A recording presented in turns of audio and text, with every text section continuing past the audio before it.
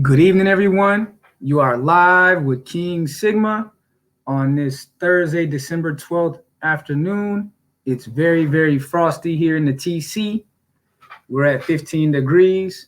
It's going to get down to -9 tonight, but it's nice to be inside. You know, got all my groceries packed up for the weekend. That's kind of how you got to do it when those temperatures start to hit the single digits. You know, get those groceries and try to get all the errands that you got to run done with for like a 4-week period. So I'm one of those people that actually had a homie that came through. Is like, man, you be packed up for the winter, because I don't play that, like, you know, getting a couple items and having to go to Target once a week type of thing. I like to pack up for like 6-8 weeks. You know what I'm saying? With all the toiletries, and I try to do my my main groceries. But then I like to get, like, you know, fresh meat once a week. I do like to get my meat fresh from like Whole Foods or whatever. But as far as like toiletries, house cleaning, anything that I can, man, once those temperatures start to hit like 10 degrees, I try to get as much stuff as I can so I can, you know, it's to work. I want to be indoors as much as possible between, December 15th and March 1st, basically. So got all my errands done, but it's going to be pretty frosty for the next few days. I was real happy that my order finally came from Finish Line. For some reason, my Black Friday order was late. And I don't know. I always try to get me a new pair of running shoes every December, man. I like the feel of the new kicks, but I hate breaking them in. But I did break them in today with a 3-mile run. So I don't know how many of you guys actually are into running. A lot of brothers out here on here that are really more into like the lifting weights type of thing, but I've always kind of been more into running. I do a little bit of lifting, but I do hate that first run, breaking them in. But I definitely have a good report on the free trainers. So they're the new free trainers that just came out this year. And man, they're so light. And it's just really nice to have a pair of lighter running shoes, because I had been wearing Hirachis, because I kind of fell in love with the Nike Huarache, but those are very heavy for running. So it's kind of interesting, like you feel so much lighter with the free trainers because I think they weigh like 8 ounces or something like that. But yeah, anyways, that's just like some house cleaning type stuff. I hope everyone's doing well wherever you're at. I want to take a quick peek into the chat before I bring MOT on and give a little background into the Celadon bankruptcy and, you know, the state of the overall economy and how the Celadon bankruptcy relates to the economy and definitely how it relates to you. But I want to start off with this quote. This is a shout out to Man of Tomorrow. So this is a quote from Lex Luthor, the character in the Batman series. There is nothing wrong with a good fight, or this is actually Superman, the DC Comics character, Lex Luthor. There is nothing wrong with a good fight. Just remember, the man of tomorrow is forged by his battles today. So I'm not sure if that's where Man of Tomorrow got his name from, the Lex Luthor quote, but I thought that's a very powerful quote, especially considering, you know, a lot of the conversations that's been going on, you know, on these YouTube streets this week, you know, outside of just Hollywood, but just in general, it's been a lot of brothers talking about the political thing, a lot of brothers talking about the business thing. But I do think that we should take heed of what Lex Luthor said when he says that there is nothing wrong with a good fight. Just remember, the man of tomorrow is forged by his battles today. And I think that's important because, you know, in this space, we talk a lot about black pill, red pill, purple pill, blue pill, or whatnot. And I myself, you know, as you engage with information, there is a little bit of psychological baggage that comes with looking at, you know, certain kinds of economic data, looking at certain kind of states of the people, looking at the business situation. So depending on how you want to take in that information, you could find yourself becoming, you know, negative in your outlook.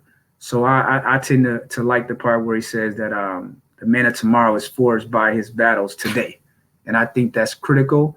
And I think it's very critical for the thinking brothers out there that we understand that, you know, as long as we are walking in truth and that we're focused on logic and improving our lives overall, I think everything is going to be cool. So just keep that in mind, that tomorrow you will be what you succeeded in accomplishing today. So just keep that in mind.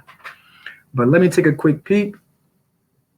So one of the brothers asked, was I following the impeachment debate? Yeah, I was looking at some of it, but I didn't get a chance to see what the final vote was in the House Judiciary Committee, but maybe someone in the chat can let me know, what did they make the final vote yet? Which, I mean, I'd be shocked if it didn't pass. That would be like a shock. That would throw off the Democrats' whole plan for election 2020. So did they actually take the vote at the judiciary level yet? To the chat?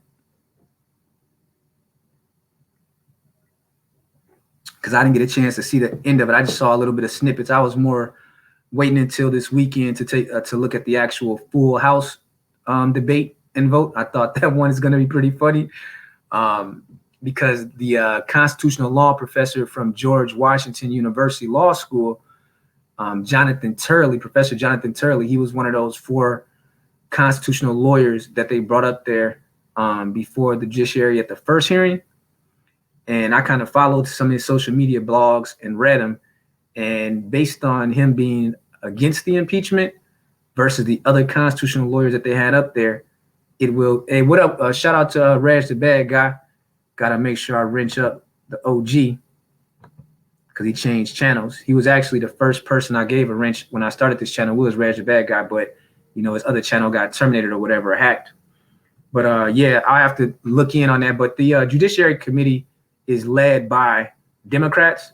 So I don't have any doubt. Nancy Pelosi didn't want to push forward with this impeachment from the very beginning. That's why they waited so long. And they were under pressure. She was under pressure, and the moderates in the Democratic Party were under pressure from the more quote unquote leftist wing, progressive wing, however you want to call it or whatever. So she just did this in a haphazard way. And they were looking at the polls and seeing that a lot of people was not supporting what the Democrats are trying to do. And so they went ahead and pushed this impeachment through very quickly. And they believe that it'll have an impact on the actual election process as they move into the primaries. So I don't know what they're doing. You know what I'm saying? Like, even when you look at the actual charges, last time I checked, they had 2 charges against President Trump, and one charge was like obstruction of Congress, and I forgot the other charge, but they were like very, very weak charges, man. Because you got to remember, in Article 2, Section 4 of the U.S. Constitution, the highest crimes would be like treason, bribery, felonies, and higher misdemeanors. And the obstruction of Congress charge, that I'm just so lost on that one, for the simple fact that when you look at the structure of the American system being a separation of powers and checks and balances between the executive, legislative, and judicial branches, I just imagine someone like Professor Turley or some of these other constitutional lawyers that are going to get paid millions. So keep that in mind. More than anything, the impeachment is about cash transfer from the taxpayers to all these consultants, advisors, and the lawyers that are involved in the actual Senate trial, which I expected is going to make it to the Senate unless something happens as a shock in the House and like a bunch of Democrats decide that they have their seats at risk by voting against Trump. So we'll see. But that vote is going to happen on Saturday, I believe. And I definitely expect that it will be going to the Senate. So just keep in mind that, the impeachment of Bill Clinton cost around $80 million total sum. And that was 20 years ago. So we can expect about $100 million. And you got to keep in mind that stuff goes to those lawyers. It goes to different politicians or whatever. So they're getting paid off of this. Otherwise, I just think it'll be a situation if it does make it to the Senate. Mitch McConnell ain't having it. If you just listen to Mitch McConnell, the way he talks, he's not only is he going to have the trial and force the Republicans to vote for non-conviction, but he will end up dismissing all charges and acquitting Trump as well. So I really think that it was a political maneuver to help Bloomberg get into the race. And most of you guys are like, what are you talking about? I really think that's what it was. Because if you notice, it's almost like the timing was so strange. Like, Bloomberg announces that he's going to run because he sees that this connection between the Ukraine, Trump, and the Bidens. And it almost seems like they pushed this impeachment that Nancy Pelosi didn't even want to do initially through at the last minute. And so I just think that that's what's going on, is that they wanted to like sweep the attention off of the Democratic debate that's coming up next week, get everyone focused on impeachment for the next 6 weeks, because I guess that's how long it's going to take for the trial. And then when everybody gets back, they would have already removed like Andrew Yang from the race, Tulsi Gabbard out of it, get Amy Klobuchar out of there, get Julian Castro, and have it down to like 3 or 4. So that's pretty much what I think about the impeachment, to the brother that asked that question. So I'll look at some other people in the chat before I get to the topic with MOT. So Turbattle said that some Republicans are saying they will exonerate rather than slap down the impeachment quickly. We'll see, man. We'll see on this one. We'll definitely see. So let me bring on MOT. See if he's ready. Are you there, man, of tomorrow? Okay, it looks like MOT is doing something right now because he's kind of moving around. But so let's get to this Celadon case and how it relates to the conversation that I had last week about the Labor Department's economic report.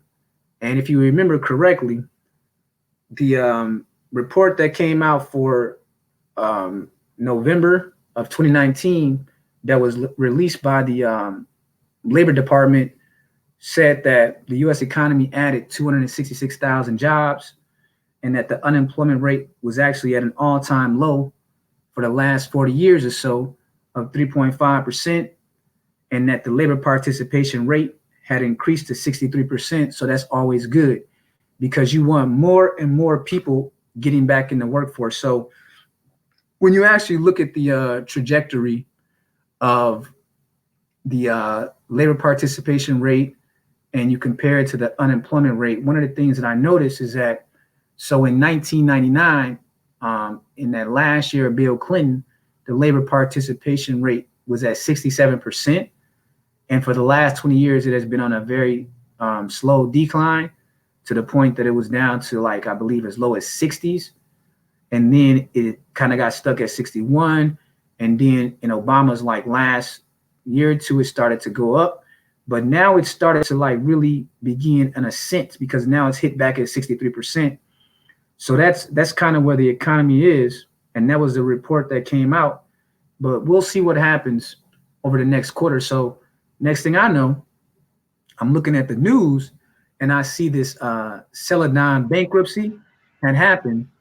And, you know, it's interesting to me. I'm not a trucker, but I just like looking at economic data. I'm always trying to look at where things might be going because I do save and I do a lot of penny stock investment, but I like to look for opportunities that may come and also be ahead of the curve. Like I'm not one of these people that's telling brothers to spend all their money.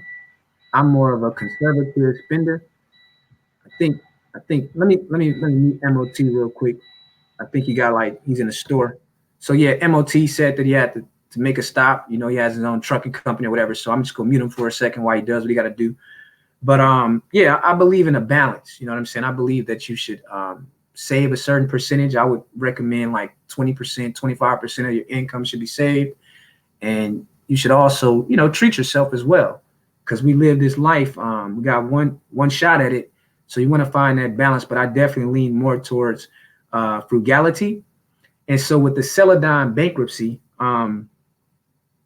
it's important because just looking at statistics on the trucking industry, you know, the trucking industry in the USA brings in annual revenues of $256 to $259 billion per year.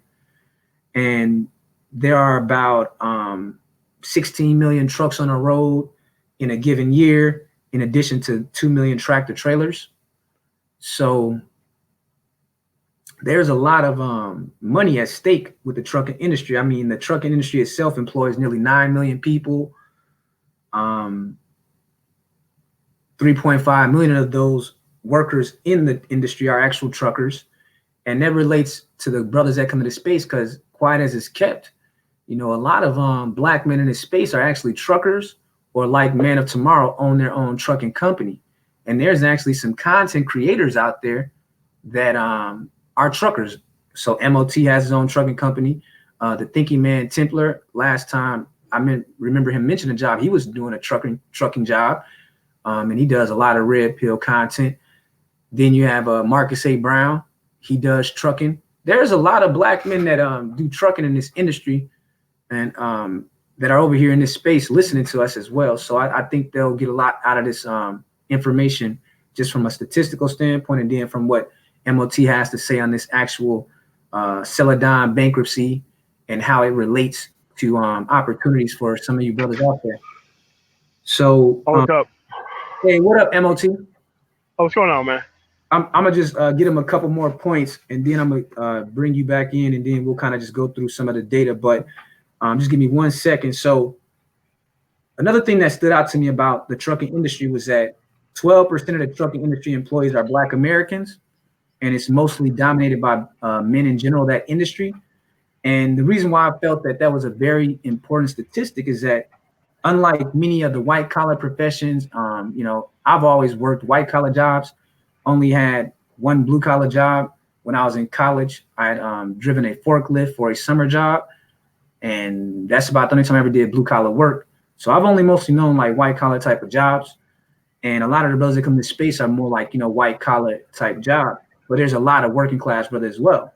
And what stood out to me about that 12% of the trucking industry being Black Americans and specifically Black men was that unlike those white collar industries, which tend to have like this underrepresentation of Black Americans and especially Black men compared to their percentages in the general population, the trucking industry, for all its warts that it has, it actually, at least their numbers of employees is runs parallel to the Black percentage in the population.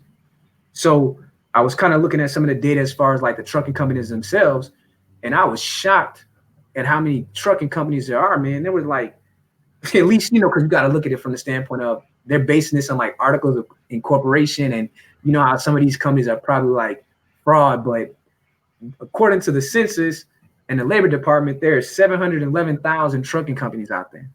And that blew me away. 711,000. That's how big the market is. So for a comparison of the size of the overall trucking industry in terms of the revenue, just think about it from this standpoint. So food service industry is like 284 billion. Pharmaceutical industry is about 258 billion, and the trucking service is about 256 billion this year. So that tells you how big the industry is. And if the trucking services was a nation, it would actually be the 37th largest GDP in the world. And I'll get a mic to MOT with this quote from the trucking industry that says, "Nothing moves without trucks." So keep that in mind. You got the mic, MOT. Hey, what's going on, man? Thanks for having me on. Man. This industry is a great industry. It's the only industry that you can. Some states have lowered it to 18 years of age. Well, all states, or most of them, have it to where you can get a CDL at 18 years of age. Mm-hmm. And it's just that you can't leave the state, but there's a lot of work that could be done within the actual state, you know. Mm-hmm. And it's of course 21 to do trans-state or interstate carrier, but it's an industry. You don't need anything but less than a high school diploma. It's the only job that you can get fresh out of prison and go get. It's the only job pretty much that anybody can go get in this country, regardless of background. And that's what makes the job great. Because when my dad got into it, he was a pretty smart guy, but at the end of the day, he was in the South. There wasn't a whole bunch of, the South hiring people for like corporate America and stuff. So he just decided to get his own truck and do his own thing. Ah, okay. So that's how you feel. Because I know that you was in law enforcement originally, and I was going to ask you, like, what made you make that switch from law enforcement to trucking? So it was your father. Okay. Yeah. Got you. He died like real early and stuff like that. But at the end of the day, man, I mostly got into trucking because my brother kept getting locked up because of back child support payments, and I was the only person who was kind of free to go and get his vehicle. You know what I'm saying, from these tow truck companies and all that kind of stuff. So that's how I got into it, was doing my brother a favor. And I ended up seeing how easy it was because I was in IT. I thought I was in law enforcement. I'm like, dude, you don't realize how much money that you can make in this thing. And he was like, well, I don't think you'll like it. I'm like, it doesn't matter about whether I like it or not. It's about whether or not I can make a profit of it or not. And, once you take your research skills and put them into a different kind of mindset here, you can make a whole bunch of things happen, which is great, So yeah, and I like the way that you approach it, because that was one of the things that, like, looking into the Celadon bankruptcy and looking at the overall trucking industry, I mean, it's mostly been booming up into hearing about this. And I'm looking at some of the challenges that are facing the state of the trucking industry versus the positives. And like, they were talking about how, one of the things that the problem is that the age that they have their workforce is out aging the general population. So like, the American population median age of their active working population is 41. So like half of the population is under 41, half over. And in the trucking industry, it's like 46, 47 years old. So it's an older career field, and they need like an influx of young people into the trucking industry. And we're going to get to that a little bit later, because I saw an opportunity there, and especially in regard to Black men, criminal reform, and getting all these illegal immigrations out of here and putting these Black men to work that are currently in prison for these nonviolent crimes. So we're going to definitely get into that and how that relates to trucking. But they also talked about, like you just said, that was your brother that told you that. They talked about that, how there's a lack of interest from young people in trucking careers. And one of the things they were talking about is that, I guess for a lot of younger people, they don't like the idea of possibly being on the road up to 10 days at a time without a break to go home. They talked about that. They said that the major problem for the trucking industry is retaining the young truckers that they do hire, because like you mentioned some of the qualifications, but to have the international commercial license, you have to be 21 years old. get the commercial license, pass a criminal background check, and pass a drug test. So that's going to knock out a lot of young people, even those basic requirements that they have in the industry. So many people get knocked out, especially with these non-violent crime brothers that's locked up. So that needs to be a focus as we go into 2020. But do you have any thoughts on those challenges I just mentioned? No, I mean, like I said, you just have to find a company. Like there's companies that specialize in hiring felons, ex-felons. Oh, Western Express. Western Express. I think they're like in Kansas or something like that. Yeah, they'll hire you with a felony. They don't care. But it's like I said, it's the only job where you just need to be a breathing, walking individual and pass a medical physical. okay. That's it. My whole thing with that though, man. My whole thing is that a lot of these felonies, to me, need to be repelled and expunged. If it relates High to class misdemeanors at best. Like a lot of this stuff doesn't even reach the felon type of.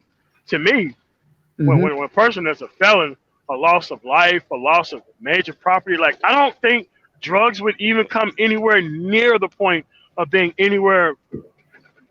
Maybe the highest, a high misdemeanor, but a felony, like yeah. no. Yeah, and especially, and then it's so unfair because you see that like they're pumping like millions. The Congress just passed like I think $150 million bill to deal with the opioid crisis. They're not criminalizing these people. They're not putting them in prison. In some jurisdiction, they're actually giving them putting them in like methadone clinics. And I mean, it's just interesting West Virginia. It's interesting how they deal with the drug problem when it's white people, but when the population is mostly black, especially black men, they deal with them as criminals versus like sickness. So that's my problem with anyone that's locked up for anything drug related. I'm not talking about like armed robbery, murder, rape, none of that shit. I'm talking about people that are taken out of the workforce. They do their prison time. They were put in there because of like low level drug charges at a time when they're legalizing marijuana and they're trying to decriminalize even cocaine usage. And then they got this opioid thing. So I can't morally sit here and support a program that wouldn't allow for expungement and repeal of those kind of charges against people who've had like a lot of their life taken away over these minor drug issues, because they could be put to work in the trucking industry and places like that. So that's just my thought on that dealing with the felon part. Yeah. And It just doesn't make any sense, because here's the deal: it's either you want to be free or you want to find reasons to lock people up. You can't be the home of the free and the brave with people going to jail for nonsense. I mean, lock more people up for receipt of stolen goods, but like drugs is a health issue. Like, look at tobacco. My mom died of lung cancer. Should have been put in prison to make her stop using that type of substance that actually did harm to her? Maybe. But at the end of the day, we're not trying to find reasons for people to be free. We're trying to find reasons for people to not be free. Yeah, we incarcerate more people than any developed country in the world based on our population and how many people we incarcerate. And then it's like we have like one of the biggest criminal statutes books in the world. America is a very strange place, and they always trying to come up with another reason to incarcerate someone. That's why I think it's important that we have these kind of conversations in 2020, because you have people like the father of the crime bill, Joe Biden, running for office. And this is why I can't stand people like a Joe Biden, for the same reason I can't stand a person like a Kamala Harris. Joe Biden's son was kicked out of the military for smoking crack multiple times. His drug habit was so bad, smoking crack, doing cocaine, even with his father being a senator and getting all those second, third, fourth, fifth, sixth tries, he has such a drug habit that they had to kick him out. And the same dude ends up on a board over in the Ukraine making like $1 billion. And somehow they're trying to sweep it under the rug. So it's that hypocrisy that it's okay for them to do cocaine and smoke crack because they got, relatives that are in important jobs or whatever. And then the hypocrisy of Joe Biden, just from the standpoint him being the father of the 1994 crime bill, and being a part of that Democratic assault on what they called super predators, which just mean black men. So I have a big problem with the way that they've dealt with that, especially with this Hunter Biden situation, a dude out there smoking crack, getting kicked out of the military, but somehow because of his father's connection, he ends up a billionaire on a billionaire board. I mean, come on, man. So I've always thought that that's why Bloomberg got into the political race, because he's like an insurance policy for Joe Biden, and probably even bigger. They're probably going to push Joe Biden off stage left because this impeachment is definitely going to snag him as well. So that's kind of how I feel about, with a lot of these brothers that have these low-level drug crimes. They need to be, repelled and get these guys the training that they need, especially in industries like the trucking industry that has like a youth crisis right now. They're really, really in need of younger people. And since it's mostly like a career that many men want, it would only be natural that you would get some of these young black men, get them trained in, and get them into these kind of jobs, because it's better than sitting in a prison cell or laying out on the street. I'll tell you that much. So I want to kind of segue from, just kind of talking about the general trucking industry. I just wanted to give you guys some background on where things stand in the trucking industry and how they had this high demand for younger men who are more likely to be okay with staying away from the home for up to 10 days at a time. And, if you're someone that's out there and you have that kind of freedom, you might want to look into it. So back to like Celadon, some information on Celadon, the company that was that you saw in the clip from the news earlier. So Celadon was founded in May 1985, and its actually headquarters is located in Indianapolis, but they're registered in Delaware, again, Joe Biden's state. And I can't wait to get into like a future discussion about some of the connections with Joe Biden and banks and financial services and all these things that dude's into, man, being out there representing Delaware. But Celadon, up until December 9th, this Monday when they announced their bankruptcy, they had 4,000 employees, and 2,500 of them were truckers, and the rest of them were administrative support staff. But they were actually one of the larger logistics and transportation companies. But in terms of like internationally, they were like, for truckloads, they were like number one. So they filed the bankruptcy on the 9th in the U.S. District Court for the District of Delaware. And Celadon reported liabilities up to $400 million to $500 million in the Chapter 11 filing.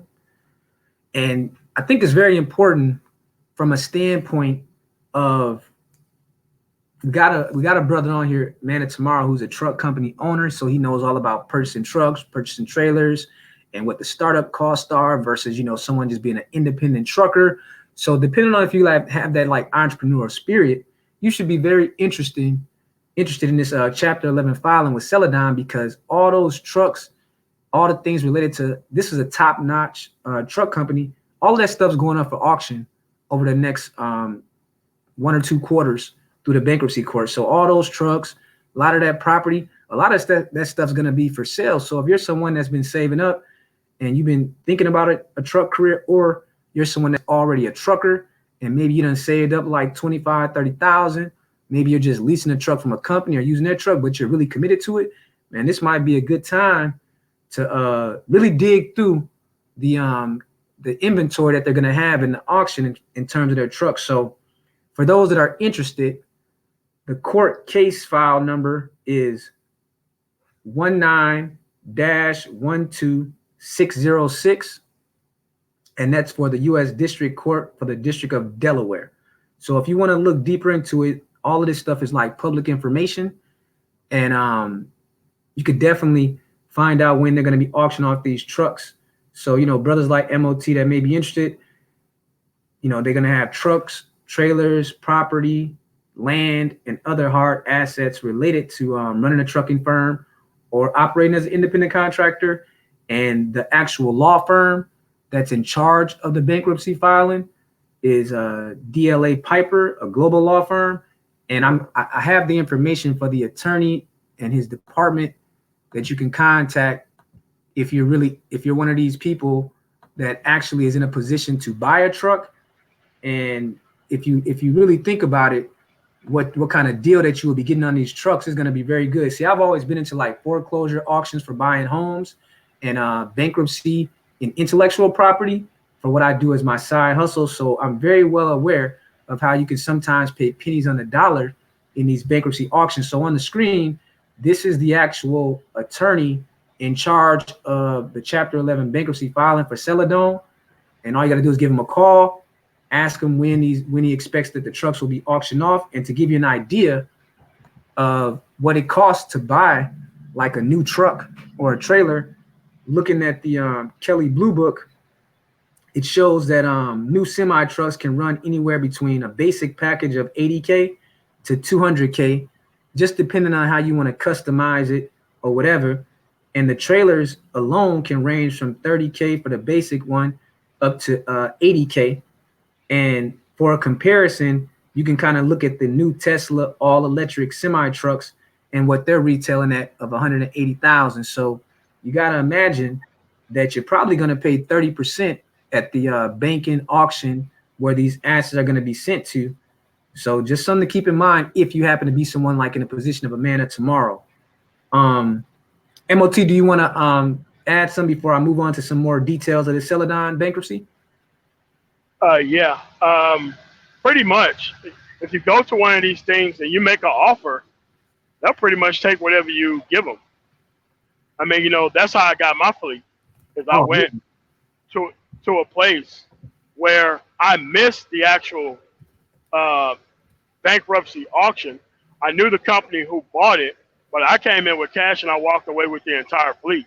Now, I probably gave them like 15% above what they paid for it, which was for them. It was still good because they didn't have to move the trucks. I just came in and bought them all, and I just started moving them in and out, just like that. So you're saying that you only paid like 15% on retail price at the auction? No. I went like me, I drive a certain type of truck. Okay. So when a certain type of company that I knew I was paying attention to went out of business, their whole fleet was up. Now, since the trucks were kind of old, okay, I knew that I could get a pretty sweet deal if I offered them enough money for it. But I had, something went on, and I ended up missing the court case, and then I missed the actual auction where it was at Ritchie Brothers. They put it on their site, but they kind of already sold it to somebody else, which they're not supposed to do. Legally, they're not supposed to do that. So I kind of forced their hand to actually buy the fleet that I wanted, even though I kind of overpaid from it. But if I would have bought it in a court situation, they would have accepted the money. Right. But, yeah, so just like that, it's not that hard. And see, that's what I want brothers to, because I know I've talked in this space about how I see there being like 13 sectors, and I had a hard time putting a term on what it is that you do, what the Black Brain Trust does, and what Mr. Research does. I was just kind of calling like highbrow stuff, but I kind of came up with another term for guys like what you're doing. And I call you guys like the Black Power Spirit sector of this thing. Because everything that you guys talk about relates to how Black men can obtain power. You know what I'm saying? And that's why I wanted to talk about the Celadon, because brothers need to really get on this entrepreneurial thing. They need to be ahead of the curve when things like this are happening. And since you have a parallel representation of Black men in this industry versus where, in STEM, Black men are like less than 3%, in the medical field, less than 3%, in law, less than 3%. You know what I'm saying? This is an industry where you have more representation and more ability to individually put your money. And no barrier to entry, and almost no barrier to entry. And that's very important right there. But you also have brothers like yourself, who these guys could be looking at a situation like, okay, we got this Celadon bankruptcy. They got X amount of trucks. We need to go get X amount of trucks and then expand what we got. You got to think like that going into 2020. So yeah, I mean, you really don't need their trucks. You do need their trailers, though. I mean, because all the money in this industry is made with trailers, not really trucks all that much. Now, could you explain the difference? Because I don't know very much besides with my research. So could you tell me the difference? Yeah. Okay. So let's say that you are a warehouse and you ship a lot of stuff locally, and you need 7 or 8 trailers, you can walk in there and tell that guy, look, if you pay me $750,000, I will walk in here with my trucking company, and I will ship all of your stuff locally within like 100, 150 mile area. Mm-hmm. Now, what you do is you go to like a Penske, a Ryder, Extra Lease, Star Leasing. There's too many type of companies where you can go lease a lot of trailers. They usually cost about $1,000 a month plus mileage. So you have to understand, by you being able to do one thing for one customer, dedicated, you could charge whatever kind of rate you want to, because customers don't want to fool around with putting stuff on load boards, because they got deadlines internally that they need to meet. So they would rather deal with one person who they could pay a lot of money to make sure that stuff is guaranteed done. And you don't need a lot of trucks to do that. You need a lot of trailers to do that. Because any industrial park that you go to, you're going to see 1,000 different trailers with 1,000 different company names on it. So like most of the a la carte stuff that I do is not how most of the money is made in trucking. Most of the money is made in trucking is storage and having the capacity to deal with large customers at a moment's notice. Wow. See, this is why I knew this was going to get deep, because you got that insider info, and you've been at all levels of it. So with that said, I want to kind of get an audience a little bit more background information on what happened with Celadon. So to the audience, the Celadon bankruptcy filing is the largest truckload bankruptcy in U.S. history. The Celadon president and CEO, William E. Meek, and CFO, Bobby Peevler, were charged with various violations of federal securities laws, ranging from aiding and abetting, accounting fraud, wire fraud, and making false financial statements to shareholders and SEC investigators the prior Friday. So this bankruptcy came on the heels of the SEC coming through, arresting their CEO, CFO, and there's probably going to be some more executives that are brought in as well. Also, what stood out to me looking at the industry, this industry was booming really, really big in 2015. So in 2015, the earnings there at Celadon peaked. That was their highest revenue year over the last 25 years or whatever, when they made $1 billion. And something happened, after they made that billion. And so MOT's laughing, so I know he's going to have some more to say about that. But so they said they had made $1 billion. Things were looking great going into 2016. And between like 2017 and 2019, something went wrong. You know what I'm saying? I'm going to have MOT go into that after I get through a little bit more of this information, because I'm sure you got like the real 411. But in their filing, Celadon had listed that this is the important part right here to me, because this deals with the employees. This deals with the everyday man that's working to make these people rich. Now, it said in the filing that 3.9 million in unpaid wages due for the week of December 9 were on the books. So again, 4,000 employees, nearly 4 million owed for the week that would have ended on this Friday. And also, in addition to the 3.9 million owed in unpaid wages, they also they had, like, for the contracts that the truckers signed, they had like what they considered a termination bonus clause. So they also owed an additional 1 million. So basically, just from the wages for this week and for the termination bonuses, they owed about 5 million. And per employee, the termination bonuses alone was about $267. So whatever the truckers would have got for the week, being that I think the median wage is like $400, $40,000, $44,000 for the industry. That's just the median. Let's just assume that these guys are making like $850 a week. Then you got the two. So basically about $1,300 was owed on average to every one of those 4,000 employees. But what stood out to me in the filing is that they said that we're not going to pay health insurance benefits. So that's done. They're not going to get any unused vacation pay. at all. That one burned reading that one. And no severance packages coming. And remember, there is no guarantee the employees will be paid by the bankruptcy court, but this is the word coming out of their press release from the DL Piper. They're saying we're going to get them paid. We have the $5 million to pay these people their termination bonus and their wages, but they've already committed to not paying health insurance benefits, unused vacation pay, and no severance packages.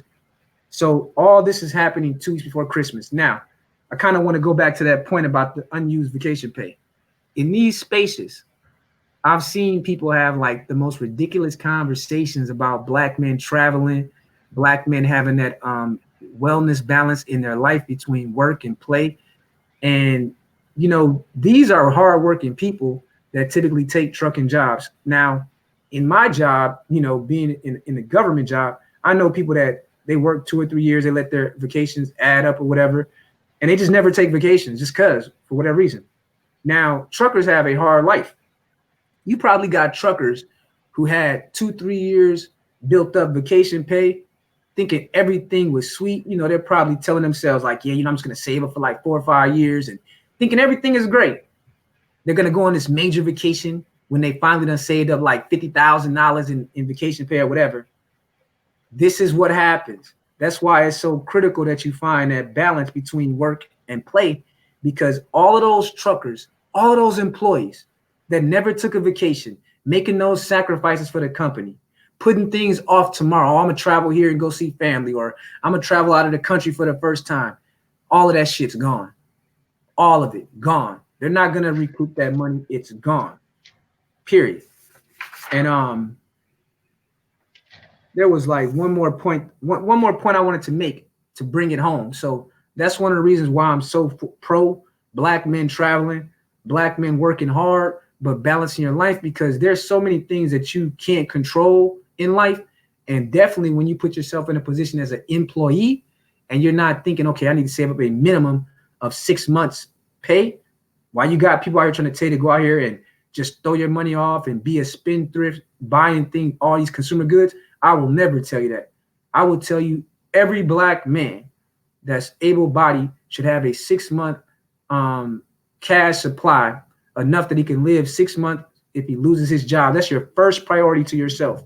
Get you enough saved up that if you end up in a situation like these truckers, you don't have to dip into that savings because your unemployment, which most states give you unemployment between 3 to 6 months if you're making the kind of wages that these truckers on average were making. So to give you an idea, the current unemployment rate for the state of Indiana for November was 3.2%. So it's really low for the Midwest. So it looks like they should be good, but you just never know. The max unemployment check amount for the state of Indiana. And remember, all the truckers don't live in Indiana, but probably half of the truckers do, but they're working for the Indiana company and they probably live other places, but we'll just use that number for Indiana. So the max unemployment check in Indiana is $390 per week. And based on the median earnings of truck drivers being around $44,000 for non-private fleet, for private fleet, it's about $75,000, but for general, it's around $44,000. So the truckers in this layoff would be eligible for the max rate of $390 per week. And most states, it's like 3 to 6 months. If you're making the kind over 40,000 and you've been working over a year or two, you usually got enough in your unemployment account to get you 3 to 6 months. And so what was really, really bogus about this company is that they demanded that the truckers who often live in these other states, as I told you, while they bring their trucks back, and they claimed that they were going to get these people back to their home states or whatever, but there ain't no word that confirmed that they actually did. Because I saw an interview where this white woman who her and her husband are truckers, and she was crying because they didn't take her back home because her and her husband were from Florida. Because I guess that's how this thing works with these truckers. Like, they'll work at their headquarters where they bring the trucks back to might be in one place, but then they might live in states. Because one couple, they worked in Indiana, but they lived all the way in Florida. And she claimed that the company wasn't paying for their transportation costs. So like I said, when these bankruptcies happen, these companies have $400 an hour lawyers to get out there and get their public relations in order. So I don't really take anything that these companies say seriously. until after the bankruptcy and after it's confirmed that they actually paid their employees. So it's just something to keep in mind, man.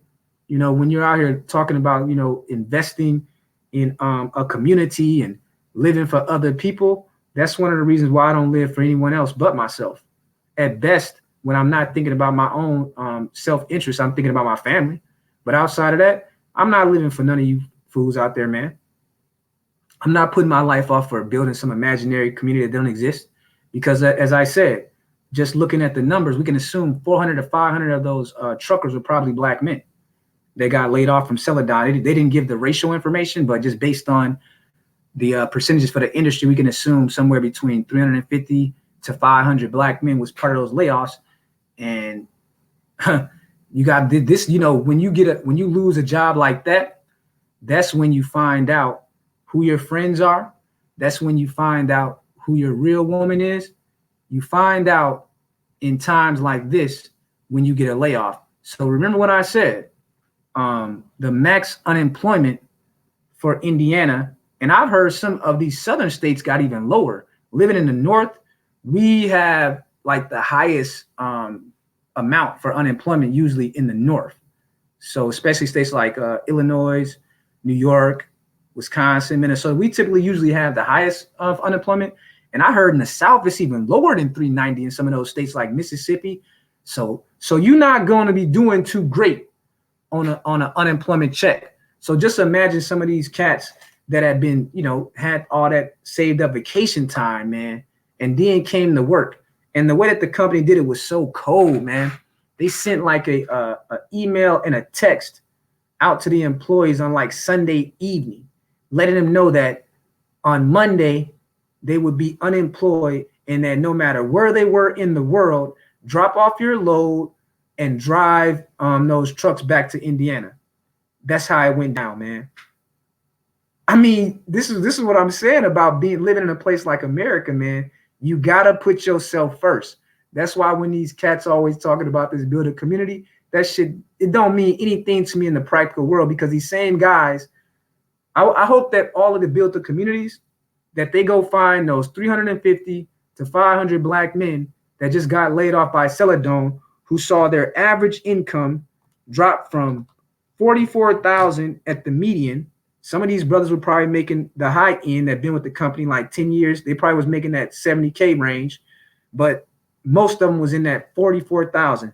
So their income dropped from $44,000 to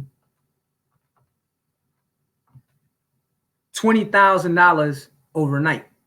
And that's a big drop. You know what I'm saying? Because remember, you do got to pay taxes on unemployment. A lot of people don't know that, but you actually have to pay taxes on your unemployment, state and federal. You see what I'm saying? So if the max for Indiana is $390 per week, and you're used to bringing in like close to $1,000 a week, and knowing how little savings that Americans have, we can already imagine the kind of hardships that's about to hit these workers.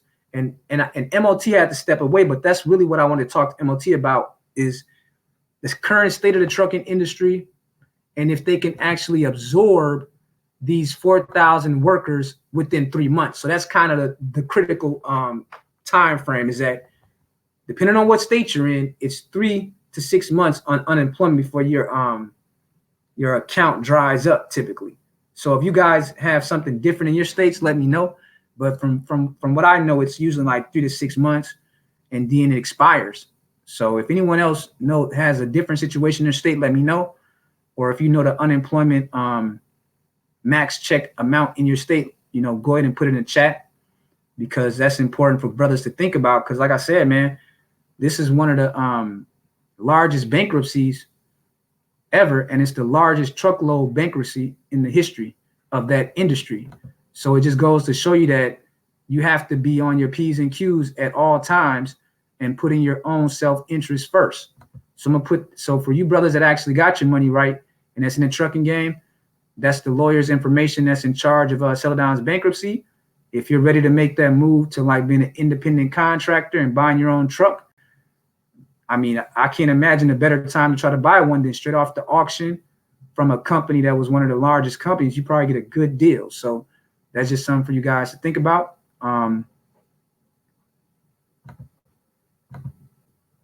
So yeah, when you hear these cats on here, when you hear the plantation bros talking about don't travel, don't go live your life, put all your energy into the bad decision makers.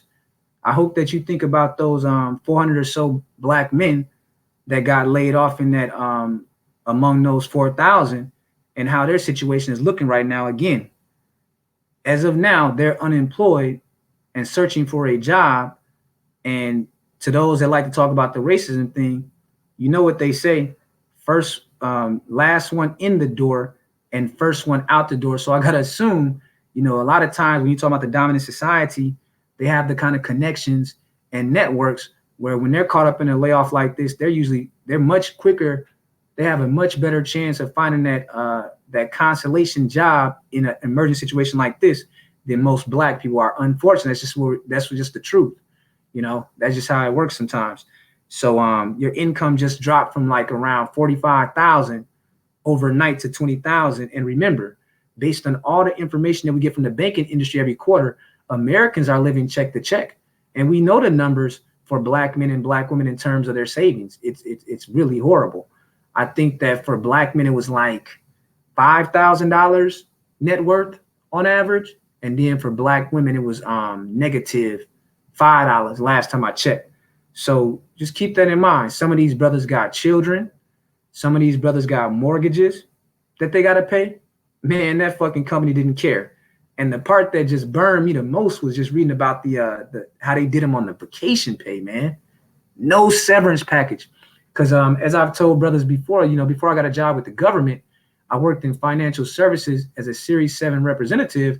And when our layoffs came in 2011 or so, they gave us all severance packages based on a certain amount of money for each year that you put in. And mine, that came out to like 10,000. I was happy as hell because, being, mostly fresh out of university and this being like my first major job, I was like, cool, severance package, all my health benefits paid for, get all your vacation time, and you get unemployment insurance. I was cool. I didn't, it was like I was living above my means at that time. So I felt it later, but man, I can't imagine being in these guys' situation. No severance package and all your vacation pay just stolen by the company like that, bro. And that's one of the reasons why I don't rock with no kind of political labels.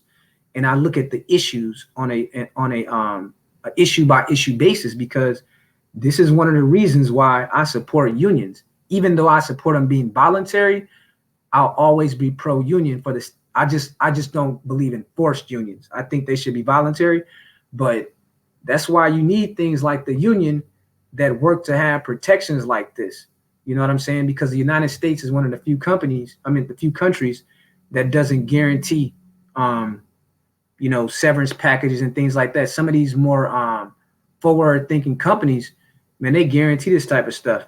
And shout out to the brother Yes Jonas, because he was actually doing a live cast earlier today while I was on the treadmill, and he was talking about doing some comparisons of the amount of vacation that G20 country inhabitants take. And he was saying that the data shows that Americans take the least amount of vacations and they work the hardest. And that's one of the reasons why I don't, I really block out the plantation bros, because these are dudes that are so lost and don't know what they're talking about in terms of, what's really going on. And, you work all hard, work, and pay bills. You never take those vacations. You end up in a situation like these people. I mean, for the people in the chat, what are your vacation days like at the companies that you guys work for? Do you know people that don't take their vacations for years at a time? And I see that the brother MOT is back, so I want to give him the microphone. But in the chat, could you guys put like, do you know a lot of people that let their vacation time build up over years and things like that? Because I've met people like that. But you got the mic, MOT. Yeah, it's correct. Now we have this paradigm in this country to where people work extremely hard. They deal with an extremely unfaithful, incredibly corrupt,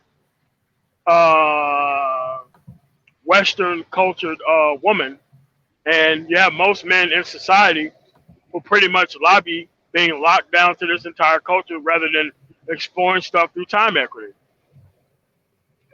And trucking, having your stuff together, there's a lot of people who only work 9 months, 8 months, 6 months out of the year, and they're off the rest of the year. Mm-hmm. So in your company, getting their ass off. Yeah.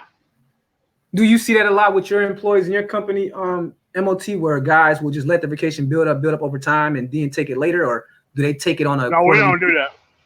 No, we don't do that. No, we take off. Well, I got two different companies. I have a smaller company that's based out of Ohio, and I have a bigger company that's based out of Colorado. So for like my new authority, the smaller company, mm-hmm. It's just regular employee things. But like the big company, they're forced to take a month off per year. Period. Okay. And with your larger company, how large is your fleet compared to your smaller company's fleet? It's 19 on that one. It's like 4 or 5 on this one. Oh, okay. So you basically got like a 24 truck fleet. Okay. Yeah. So when you heard about Celadon, you were laughing.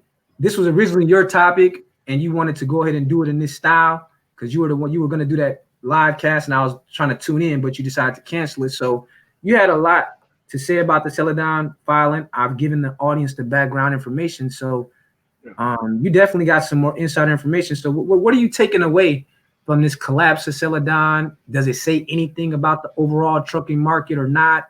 Like, what are you taking from it? It says nothing about the trucking market at all. Like, the trucking market is shifting towards smaller carriers versus larger carriers. You have to understand that most of this stuff in the news is based on profit, not employee health or quality of life or anything like that. These people at Celadon have been screwing their employees over for years. And, they've been getting all this brand new equipment. They can expense those. Well, a lot of trucking companies have like special deals where they get to write off the total cost of their truck, I think 4 or 5 years in a row or something really ridiculous like that. So pretty much they get the employee for free, they get the diesel for free, they get to run the whole basic operations for free, and somehow you still, through tax breaks, and somehow you still losing money. Now, is this it's kind of like is this one of the benefits of them having of the trucking industry entrepreneurs having a great lobbying team up there in Washington that they're getting all these breaks? Yeah. Okay. Yeah. Okay. But it's only the largest of the large companies who get these breaks anyway. It never really goes to the industry. It goes to the people who pay for them. So companies that big, unless there's a lot of fraud that's going on, right now you could do anything a basic trucking company that size can do with a room full of computers and an app. I mean, because they never said where their customers went. Yeah, I meant to ask you that. Yeah, that's what I wanted to get to. I wanted to get to the that part of it, like the customers. If the market had shrunk, if the market is the same, and it's just a bad company, that's what I was going to ask you. No, like here's what most of these companies do. They go form another company. They take all their customers to their company and become a quote-unquote logistics company. So they pretty much get rid of all the fat from their company by just letting it go to waste. This is why I say don't buy trucks from these type of outfits, because if they're not doing vacation time for all those people, they're not fixing their trucks right. Yeah. They're not doing the maintenance on the truck like they're supposed to, because that's probably, other than insurance, which you have to pay or they'll shut you down. That's the first thing that goes, periodic maintenance. So when you first heard the Celadon, was it just a situation of just pure greed with the executives where they were raking in? So it was just pure greed? Yeah. So those contracts that they had, you feel that they're going to pretty much just get absorbed by the industry right away because the demand is still there? No. They still got those contracts. They're just called some type of logistics company that you and me don't know about. That's what I'm talking about. See, that's that good old boy stuff. Now what about the employees? Yeah. Now I talked to the audience and let them know what the unemployment rules are, whatever. Let me go ahead and get this super chat. Hey, shout out to the brother Lloyd Sky 9. He has MOT is 100% correct. I'm currently on my third company in my first year due to pay discrepancies with these mega carriers.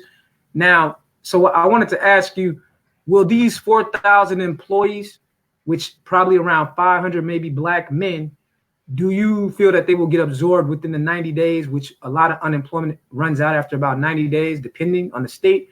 Do you feel like, oh, wow, these people get absorbed right away? Or what's your thoughts on the employees? King Sigma, I want you to do a favor for me real time. Go to Craigslist. Okay.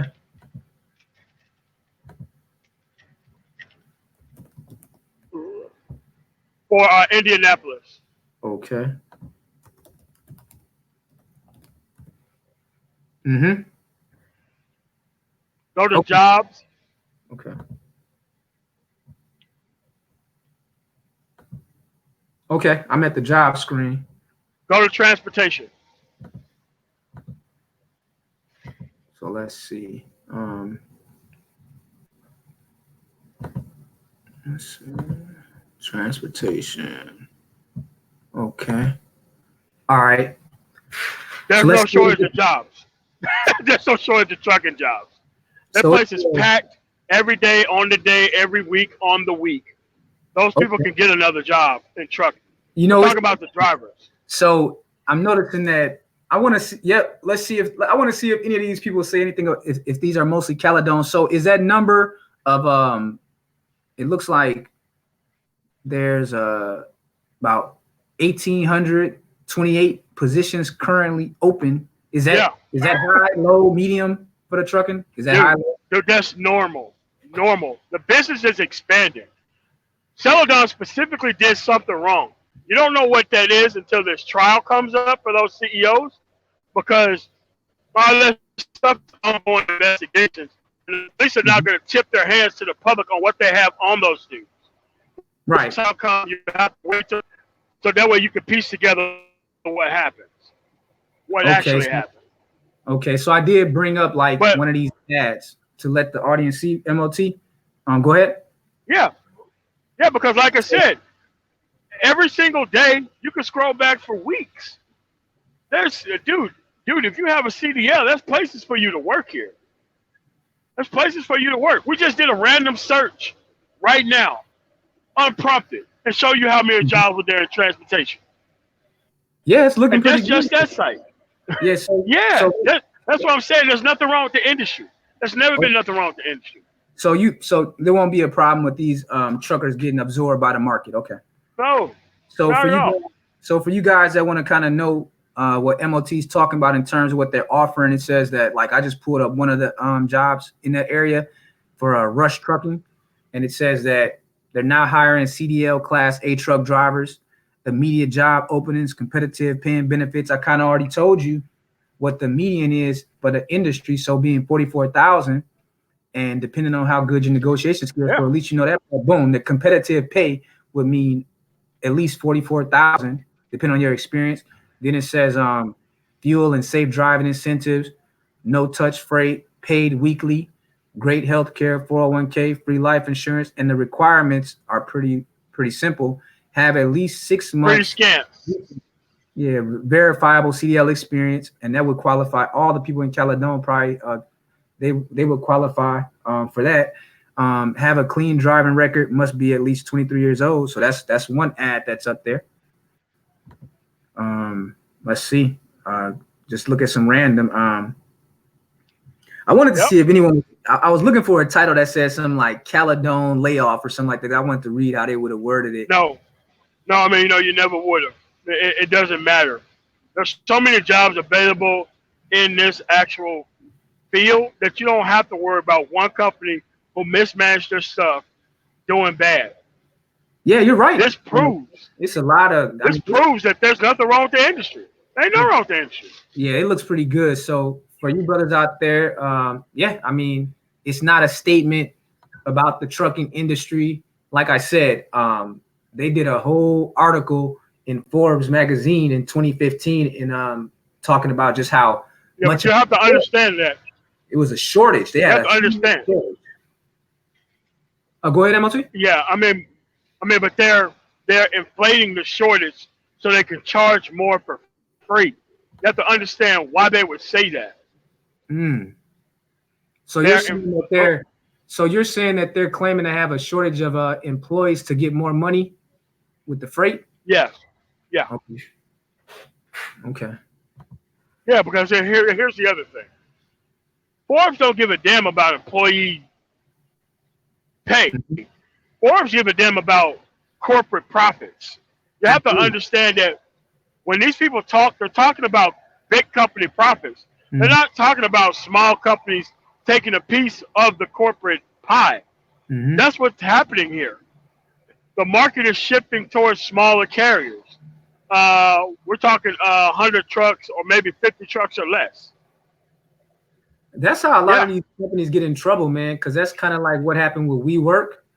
That's how they get in trouble when they go public and they let that greed take over just doing good business, man. It blows up in their faces because, WeWork, they had like this big IPO this year and it just blew up in their faces, man. Like, because by having your stuff to be a public company, you have to operate how other public companies operate. They try to cut pay, cut benefits, fire people, run everything on a skeleton crew, and they end up blowing up in their face all the time. And then all of a sudden they got all these millions around. Those people see all that money and they lose their damn minds and go around doing stupid stuff with it.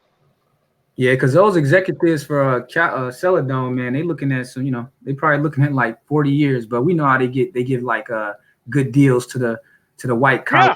We know that they get them good deals, but they'll say, oh, you're looking at like 40 years, but then with the kind of money they got, they just come in and say, well, you'll pay a fine of like 10 million and you'll do like 3 years. And seriously. Yeah. So the audience don't think that just because the SEC is like, they're looking at 50 years that's what they're going to really give them, because as we saw with like the Enron situation, that dude Skilling, he just got out a while back and he's already back in the industry trying to create like another energy company after and remember the situation with Ken Lay. You remember how he disappeared on the day and died on the day of his sentencing. Sure did. Man, I swear to God, like it's just unbelievable. Like when you up there, and his best friend is the president of the United States. Like, come on, man. Biggest donor. He was the biggest donor to Bush too.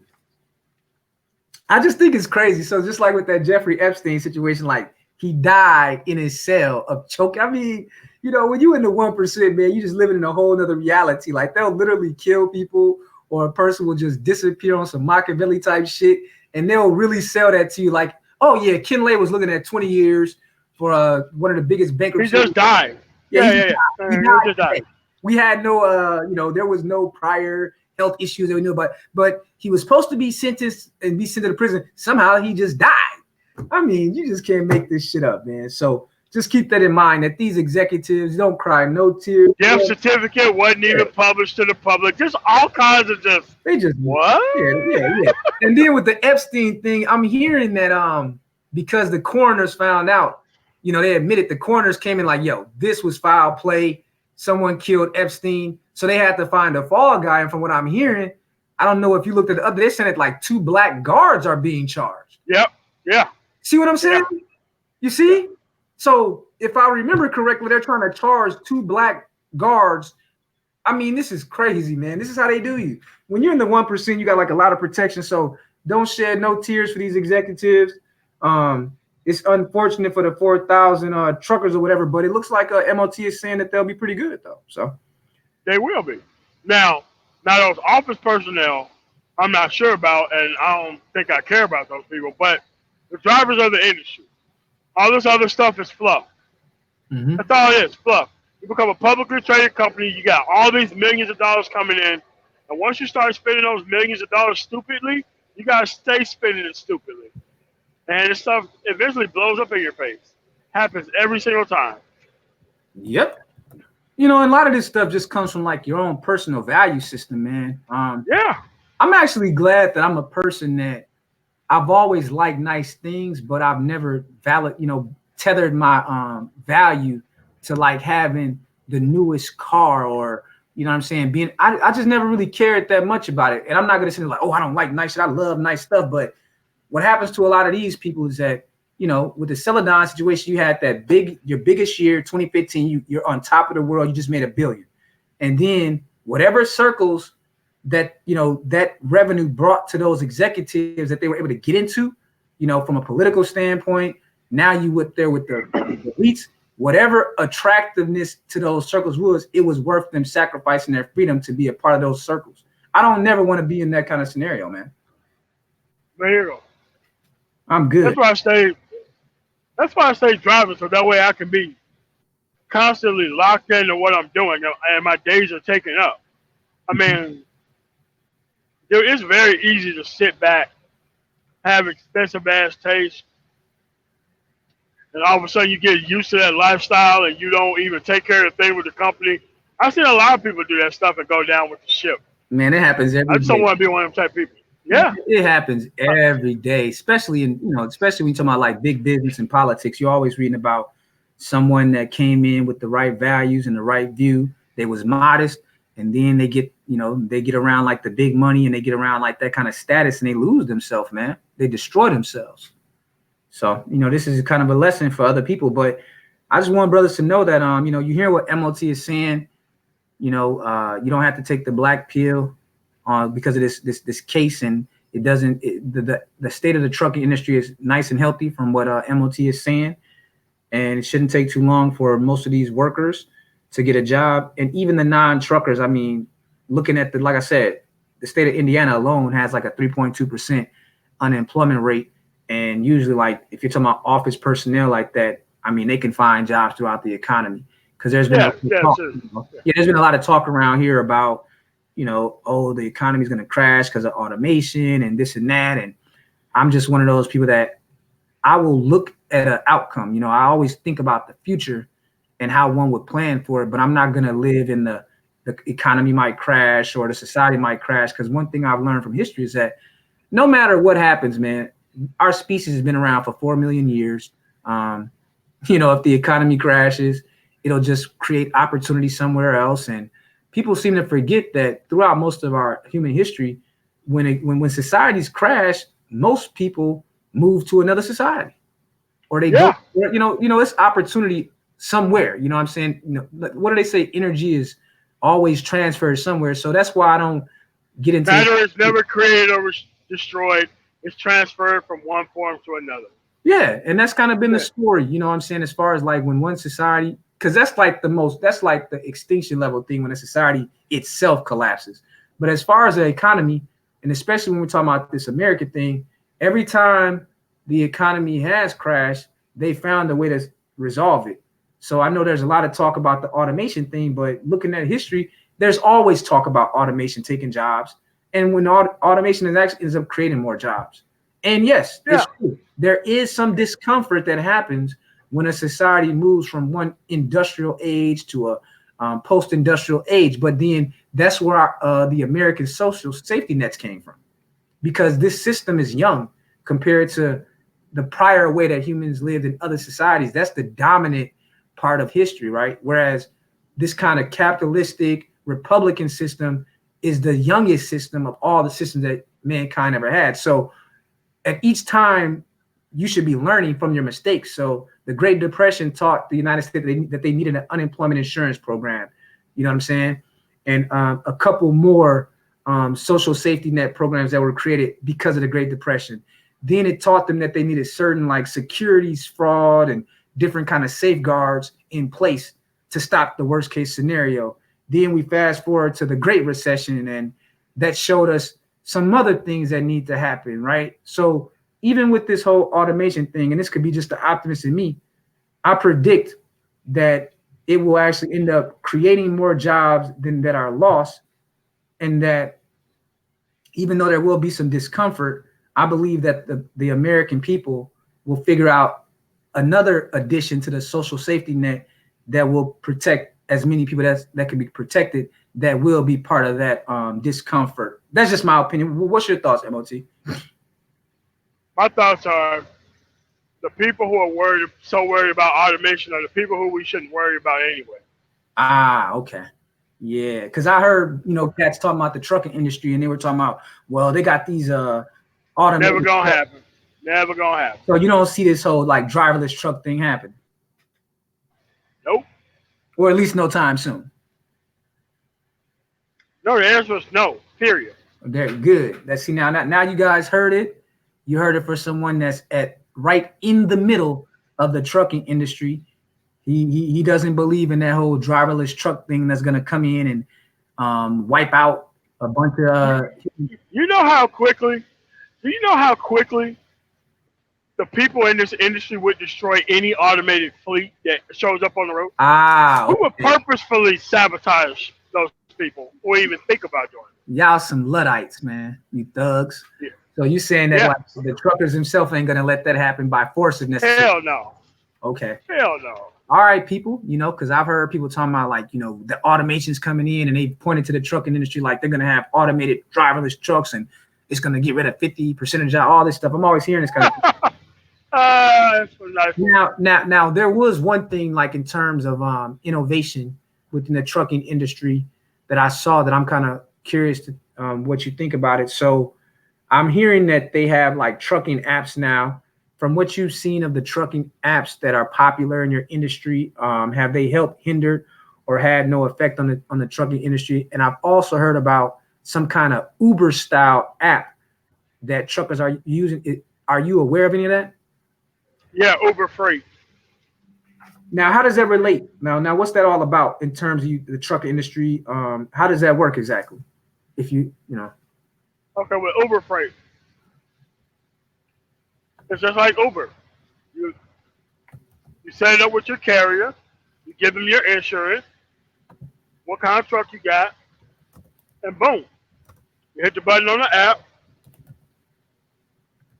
You see how much they get paid. You book it. You go. You pick up. You deliver. You get paid.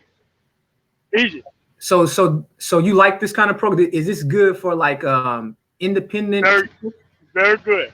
So it's very good. Very good. Now, how does it affect someone like you who has your own small company? Is it bad for you, or it's no difference? How does it impact someone like you or a larger company?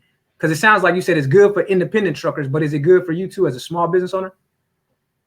No, I mean I'm still in that group because I don't own over 100 trucks, so I'm still considered part of that small group. Okay. So that's So good. I think it's good because I don't want these people working for companies. See, I don't want that. I'm glad that you're telling us this stuff, bro, because I'm sure you've been listening to a lot of the conversations, and a lot of brothers are very, very much negative on the innovation. And you sound like you're very optimistic about the innovation, and you're doing what's necessary to integrate that innovation to your advantage. And I don't really hear a lot of brothers talk about that no more. It's always the worst case scenario, the sky is falling kind of thing, man. It's a great time to be a small carrier. You all heard it from MOT, man. So even when we talk about the innovations that are going on, he's saying that it's even better. And another thing that stood out to me, so a couple of the apps that I saw that the trucking industry was using, and you could just give us a yes or no if you used it. So I know you said you used the Uber Freight, but I saw that there was some called Trucker Path. You familiar with that one? Yep. Gas Buddy, Yep. Trucker Tools, Yep. DriveWise, Yes. Permit Book App, and Document Manager, and that one. Yeah. Now, And, you got XPO Logistics. You have the DAT app. You have.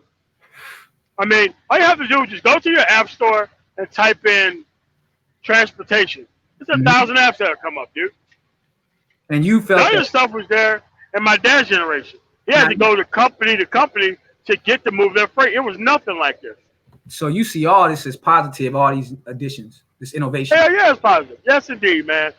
It's the best time ever to go get your stuff together and do this. And now to the brothers in the audience, I wanted you to think about something. Now, you heard what MOT had to say about this innovation being a good thing, not a bad thing. But here's the other part I wanted to see if anyone caught. All of those apps were more than likely made by someone like a MOT who has experience in trucking, who has experience in IT and coding, and saw an opportunity. And I bet you every one of the dudes that created these apps are multimillionaires now. Yes, they are. See, that's another part of the game. When you're thinking on a positive level and looking at weaknesses in the market and looking for a niche or an opportunity to improve, there's someone that has that MOT type of background that synthesized their whole stack of experience and mixed in with that computer stuff. And they said, damn, there's a way that I can create this app that can make the job easier for these truckers. And boom, overnight, they went from being a trucker to a fucking multimillionaire. These are facts. So just keep that in mind, man. Yep. You know, it's not always about a division of labor. Sometimes you may not even be in an industry, but because your experience across the board creates like a stack of talent, and because of that experience, you're seeing things with the right lens, and then you just, you know, you combine that experience and you combine like the need for that technology, and bam, you got all these apps that were created.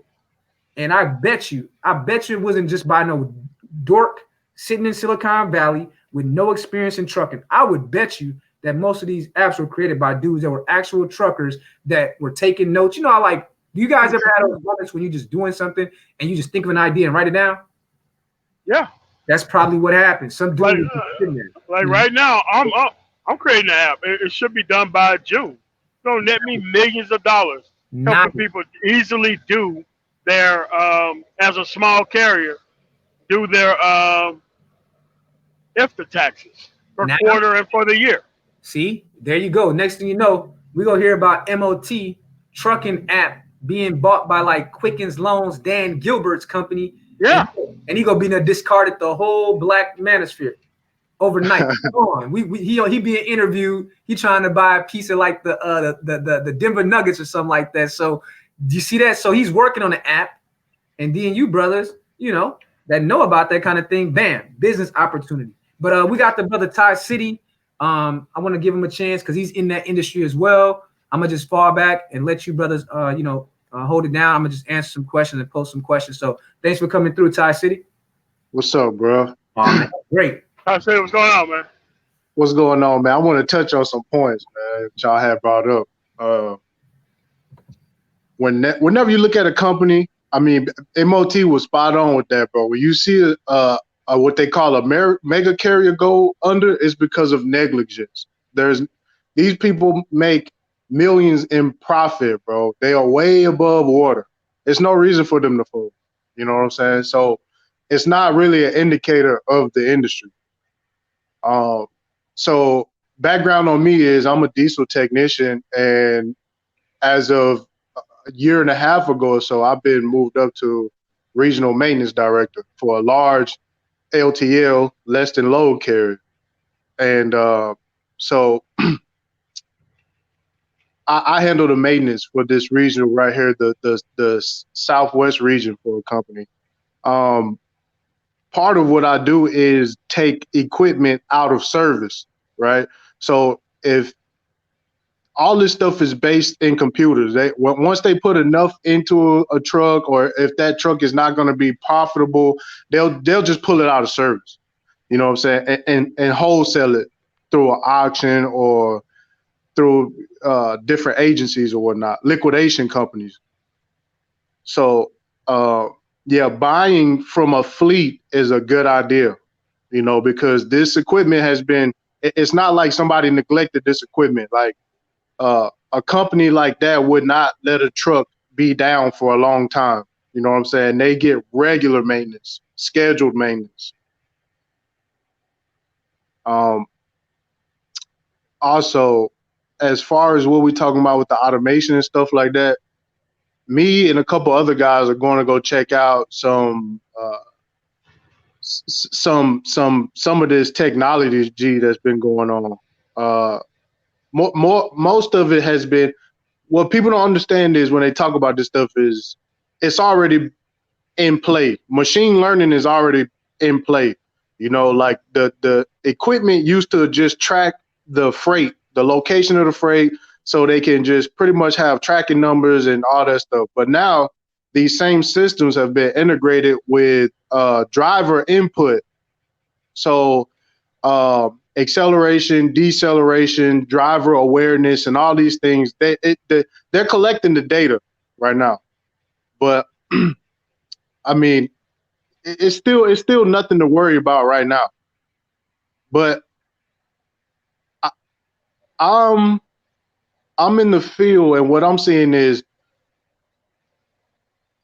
it's not going to be a complete meltdown, or not a meltdown that people can cry about, because a lot of these truck drivers are about to retire, and they can't replace these drivers fast enough. So automation is not going to be something that people are going to cry about. And that's just what I see. That's where the problem is going to come from, the lack of drivers. Like MOT showed you that there's no shortage of jobs. There's no shortage of jobs. Randomly just picked it out of nowhere. Exactly. Mack trucks, Volvo trucks, Freightliner, they ain't shut their factories down. There's more trucks hitting the road every year. Now, one of the things that I asked MOT, because there's a lot of hype about the driverless cars and, oh, it's going to take so many truck drivers and cab drivers to drive. He said that it was no way. Do you agree or disagree? Yeah, I disagree. I got to respectfully disagree, man, because like I said, once these people retire, they're not going to give a fuck.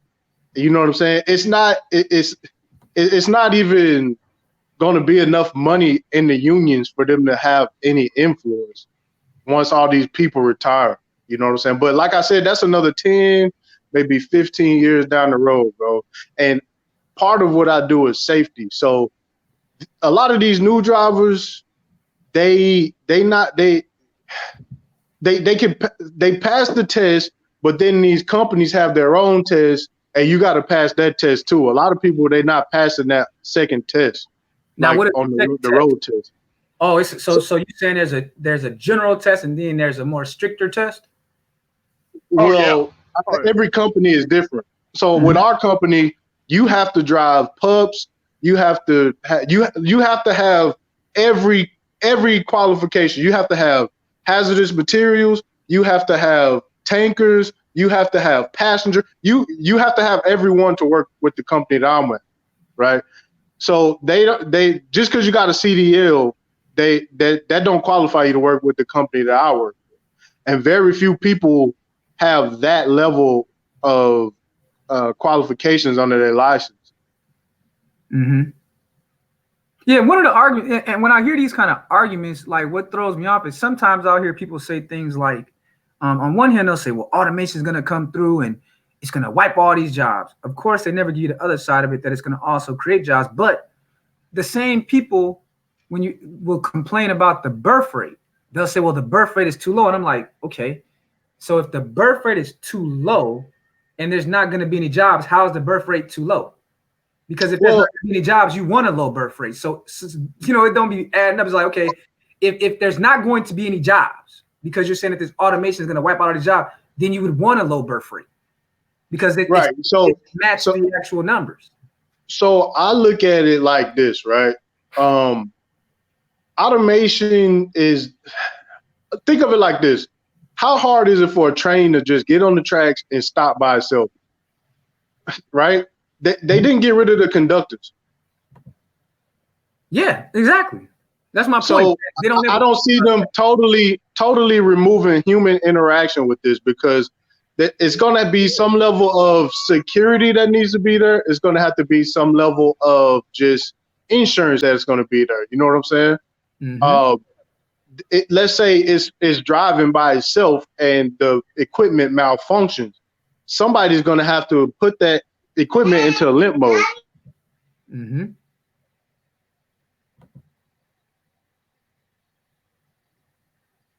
Hello?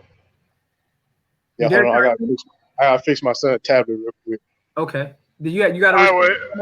Yeah, well, no, it's just that the market is going to shift. That's all it's going to do, is going to shift. Because a lot of people point to the taxi industry, right? So I often hear people say things like, well, Uber came through and it it caused all these taxi drivers to lose their jobs. But from what I see, it seems like I mean, it spread the idea of who can be a taxi. Nobody actually left. More jobs were created. That's my point. That's what I was like, well, why you guys aren't providing me with the information to tell me, did those taxi drivers get absorbed by this new model? And did those taxi drivers, because of their experience, actually were preferred Uber drivers? No one really ever tells you that part of it. Like, I'm like, okay, I get that. And guess what? It went from company profits to individual profits. And wouldn't the taxi drivers be the biggest gainers from that because they have the most experience? Yeah. See, that's what I was. Now you got anybody with a car who's 8 years old or less can make extra money. Everybody can make extra money if they wanted to now. That's better. That's better. It's like, dude, listen. This industry is just going to shift. You got a lot of people who are retiring, who I don't want on the road anyway. I see people getting out of trucks with canes and walkers and all types of dumb shit. There's a lot of people who don't belong behind the wheel in this industry. I'm bad.